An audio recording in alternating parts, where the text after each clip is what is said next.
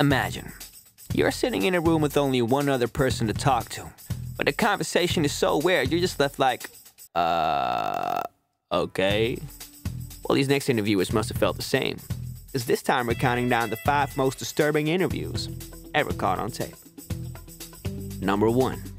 The Cannibal That Walked Free.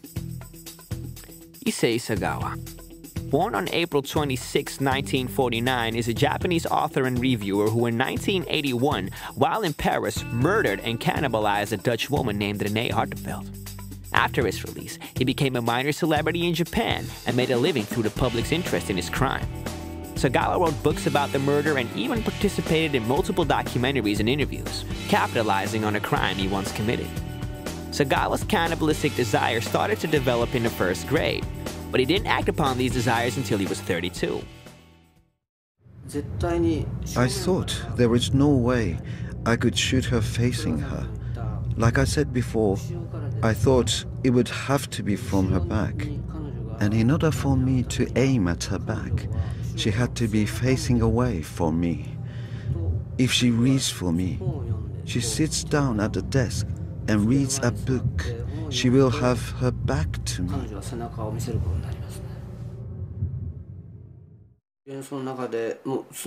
I had decided before that the first bite would be the buttocks.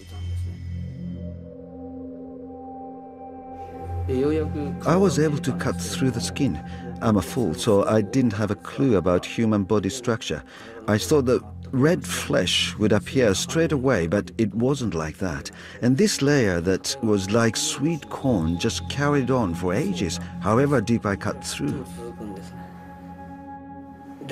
I couldn't reach with my knife, so I ripped out the flesh with my fingers and put it in my mouth.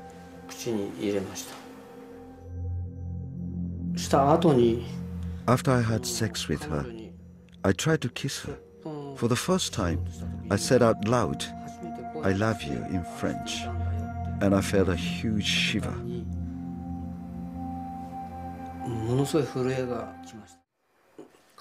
Because of my cannibal desire, my personality had seriously become, how do I say it?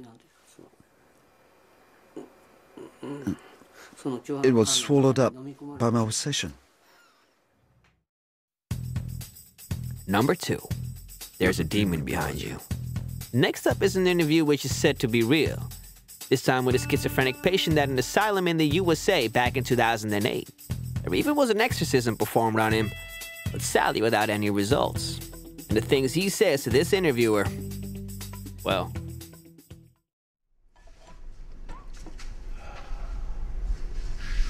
So your official diagnosis is schizophrenic psychosis, is that correct? For the time being, yes. For the time being? How do you mean? Oh.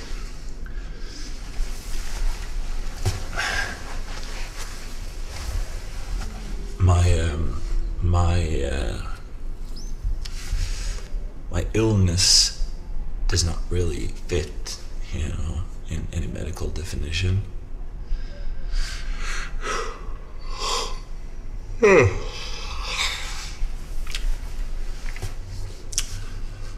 Sorry. Could you describe to us your illness and your symptoms? I suffer from hallucinations. I see and feel and hear things that are not real.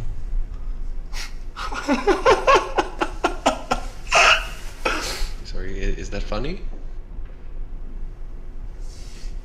No. What kind of medication are you getting?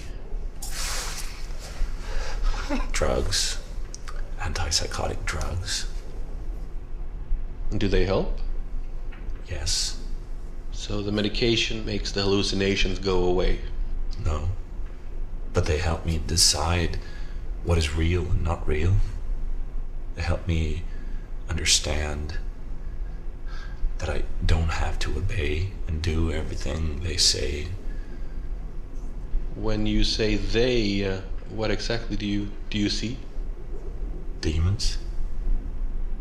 Even now? In here as we speak? Yes.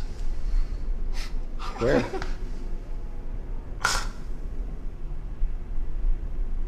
Right there, right behind you. Right behind me. Does he say anything? Yes. What does he say? He tells me to hurt you. He wants me to hit you. He wants me to cut you.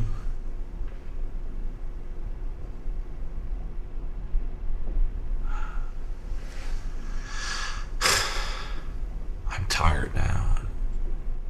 I want you to go.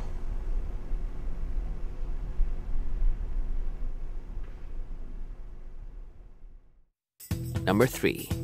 Edmund Kemper. This one is chilling to say the least. In an interview, Edmund Kemper, American serial killer, necrophile, and possible cannibal, talks about his darkest acts. He talks about an evolving passion for damaging things, first non-living objects, then on living animals, before finally targeting humans. At the age of 15, Ed kills his grandparents. I'm an American, and I went off the deep end. I'm saying I'd wanted to kill my mother since I was 8 years old, and I'm not proud of that. It started with surrogates at a non-human level. Physical objects, my possessions, other people's, destruction of things that are cared about, and then destruction of things that are living on a lower level, small animals, insects, animals, and then finally people. It started coming to a head again, so I went back down. I ran away back down there. And then a month later, I'm up living with my grandparents in the mountains, and 10 months later, I murdered them. It made it worse to be on top of a mountain. I was literally on top of a mountain when it happened. And I sensed everybody in the world just stopping what they were doing, turning around, saw what I did, and are coming to get me. And I knew I was paranoid at that moment. I knew anybody that came up there and gave me a funny look or a fishy eye or quizzical look, I'd have blown their brains out thinking they were coming to get me. And if it had been in a city, I would have been a mass murderer at age 15. I would have killed until they gunned me down. I wouldn't have been able to reason my way out of it. I was scared to death, and I was violent. I felt my back hit that wall. I was the rabbit that always ran, that always backed away, always burned his bridges. And suddenly there weren't any more, and my back hit that wall, and I came out screaming and kicking and shooting. I am an American, and I killed Americans. I am a human being, and I killed human beings. And I did it in my society. Number 4. Armand Mavis. One of the creepiest cannibal cases in history, Armand Mavis from Germany, who achieved international notoriety for killing and eating Baron Brandes, found his victim as a volunteer via the internet. After Mavis and the victim jointly attempted to eat the victim's penis, Mavis killed his victim and proceeded to eat large amounts of his flesh. He had found his volunteer on the website called the Cannibal Cafe. Many people responded to his posting, but all backed out, except for Brandes. And they recorded it all on a 2-hour-long video.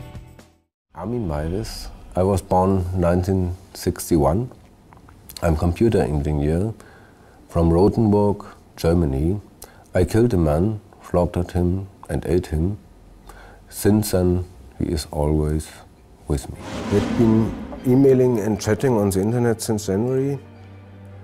And we talked about exactly what would happen. Bernd had very bizarre ideas and guidelines how he had planned his end. When he actually stepped off the train, I was nervous and excited. We arrived home, and he went straight into the living room and undressed, so that I could admire dinner, or my dinner, he said. Oder mein Essen bewundern kann. Er sah toll aus. He looked good. He had a sporty figure, as I'd imagined. He was a very nice, lovely man. We'd discussed everything beforehand, including the camera, which should be switched on because he wanted to see for himself what it was like when we did the amputation. Around 6:15 or 6:30 in the evening, he said, "I can't stand it anymore. Cut it off." The second time it happened relatively quickly. It only took a couple of seconds to cut it a few times. Then he gave the most awful yell. but not for long. Only around 20 to 30 seconds. Ow, ow, ow. Then he said, "All I can see is blackness. I have to sit down." A few seconds later, he told me that it didn't hurt anymore. He was astonished, because he'd hoped for more pain. He said to me, "Cut it in half." So I cut it in half with a knife and took both parts downstairs to the kitchen. First of all, I washed them and blanched them. It took a few moments for the water to boil. And then I seasoned it with salt, pepper and garlic powder and fried it for a short time. But the meat was so fresh that it shriveled up in the pan and wasn't really edible.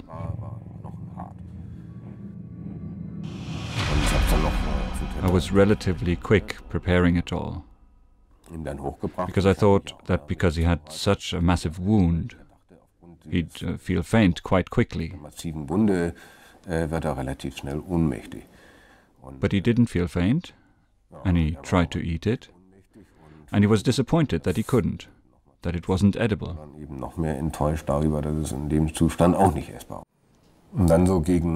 Around 2:30 in the morning, I heard him stumble upstairs. He collapsed in front of the bed. Then he tried to stand up, collapsed again, and didn't regain consciousness. At that moment, I didn't know what to do. I asked myself whether I should pray to the devil or God. And I asked God for forgiveness.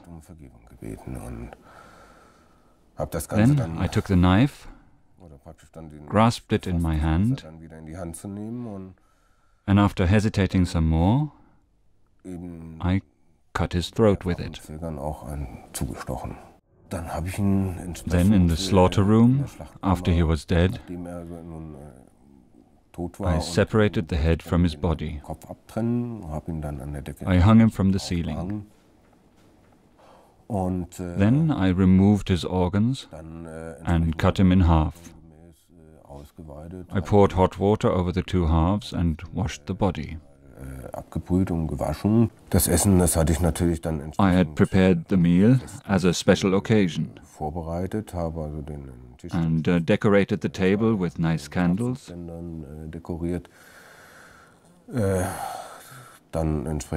I took out my best dinner service.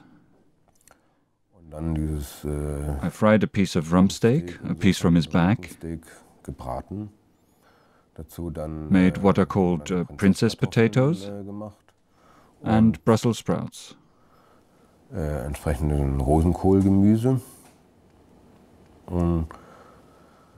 Then, after I'd prepared my meal, I ate it. The first bite was, of course, very strange. It was a feeling I can't really describe. I'd spent over 40 years, 30 years, longing for it, dreaming about it. And now I was getting the feeling that I was actually achieving this perfect inner connection through his flesh. Flesh tastes like pork, but stronger, more substantial. Although I don't think that other people would have noticed a difference had they eaten it. It tasted really good. Number 5. Arthur Shawcross. One of the most arduous examples of the unwanted release of a prisoner. His criminal life started in 1969 with crimes such as arson and burglary.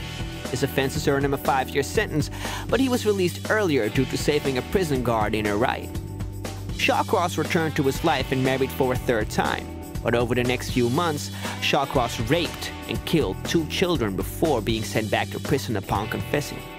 After 12 years, inexperienced prison staff and social workers concluded that Shawcross was no longer dangerous, disregarding the warnings of a psychiatrist who had assessed Shawcross as a schizoid psychopath. A little did they know, that his second release was also a second mistake.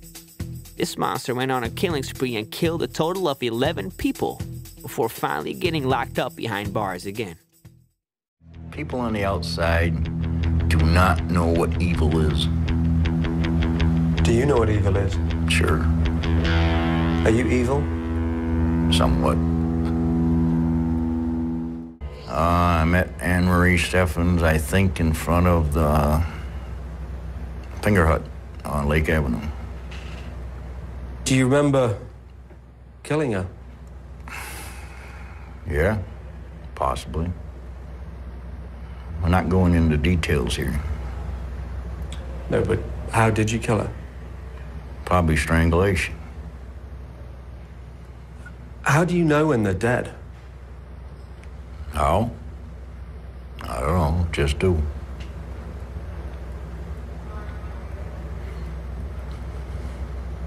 More or less after they just relax. The body relaxes, doesn't fight no more. It only takes about 4 minutes, probably. 4 minutes? Sometimes less than that. She used to live in my house, or my apartment. For a while. Was she a friend? She was, until she started stealing stuff out of the house. I asked her, why are you stealing? And she said, she needed money. And I said, you have a bank account. I was paying her $4.25 an hour just to clean the apartment. So she was thieving from you? She was taken from me and my wife, Rose. Does that warrant killing her? Huh? Does that warrant killing her? Well, to me it did. After you killed her, you went back later to see the body. Is that right? No, I went back to clean it up. She was found with her head removed. That's right. How did that happen? Easy, just pick it up and move it. What, you just pull the head off? Yeah, it was already off.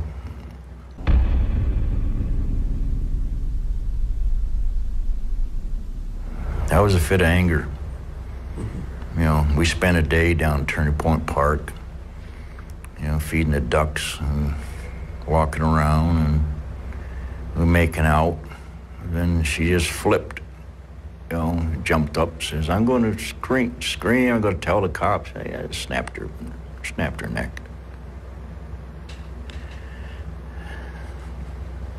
Stayed there all day until dark. Then split her open from her neck to her groin. I didn't go all the way deep into the stomach area, just split her open. I don't know why. How did June Cicero die? How did you kill her? Strangle her. Mostly my left hand. Well, so you strangled them with just one hand? Right there. Pressure point. Your mom has obviously denied that anything like that happened. Everyone would. Can you picture what would happen to a person if she admitted she did shit like that to me? I mean, they've said, you know, Asgard, the Shawcross say, well, there was no sexual abuse when you were younger. How they know? I know, because I was there. I know what I had to go through. Well, they say they checked all the medical records. I didn't have medical records when my mother was abusing me. You think my mother took me to a doctor because she was giving me oral sex? That's bullshit. What happened in Vietnam? A lot of things happened in Vietnam. Yeah, I went to Vietnam as a weapons specialist. And I had my own bunker and just outside of Con Tum, Vietnam, Central Highlands. Shawcross claims he often ventured out into the jungle as a one-man unit, hunting down enemy Viet Cong. And I see a woman in her 30s coming down this hill carrying 2 AKs on this side and 2 AKs on this side, barrel down. So I reach over my shoulder like this, right behind my neck, and I pull out a brand new machete. When she backed out, I come up behind her and took her head right there. I took a couple of hits, but the head came off. Body dropped to the ground, she just bled out. I had split the body in half. Opened up a pouch and I had some C4, plastic explosives, lit a cigarette, just touched it, and it started lit up like a miniature sun. And I just laid the flesh up on top of that stick, right? And I bit into the flesh itself, you know, just staring at her eyes, and she urinated and defecated on herself. And she talked to me in broken English, so she told me everything I wanted to know. I go in, I reported in, saluted the colonel, and he gets up and he says, "You're one sick son of a bitch, but I love you." Hi there. In our previous videos, we do what everybody does, which is asking you to subscribe. Well, we're not asking you to subscribe. We know you want more countdowns.